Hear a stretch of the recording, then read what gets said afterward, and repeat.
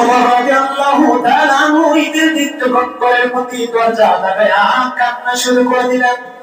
একজন খলিফা, একজন শাসক, কোনো কিছুর অভাব নাই, ইচ্ছা করলে সবকিছু পারেন।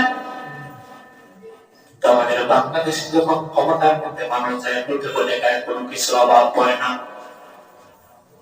নিজের ক্ষমতা নিয়ে, নিজের বাহাদুর নিয়ে ছড়ে যা ইচ্ছা তা হয়ে গেল, অথচ বিভিন্ন রক্তাংশের মধ্যে টাকা পয়সা খরচ করে।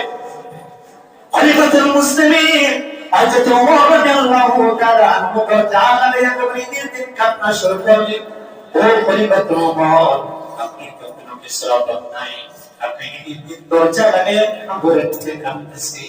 লোকেরা যখন প্রশ্ন করলো, হযরত ওমর রাদিয়াল্লাহু তাআলা আনহু ডাকতে বলে, ও দুনিয়ার মানুষ, তোমরা বলতেছো ঈদের দিন সবাই ঈদ করে আনন্দ করবেন। আমার ঈদ তখনই হবে যদি আমি ঈমান নিয়ে করতে পারি। আল্লাহ রাব্বুল আলামিনের রমজান মাসে আমি ইবাদত করেছি, আমি রোজা রেখেছি, আমি সেহরি খেয়েছি, আমি নামাজ পড়েছি, ইবাদত বন্দেগী করেছি। যদি আল্লাহ রাব্বুল আলামিন আমার ইবাদত কবুল করে, তখনই আমার ঈদ। আর যা কিছু করতেছি সেটাই হয়। আল্লাহ রাব্বুল আলামিন যদি আল্লাহ আমার ইবাদত কবুল না করে, আমার বন্দেগী কবুল না করে, আমার কখনো ঈদ নয়। বলেন সুবহানাল্লাহ।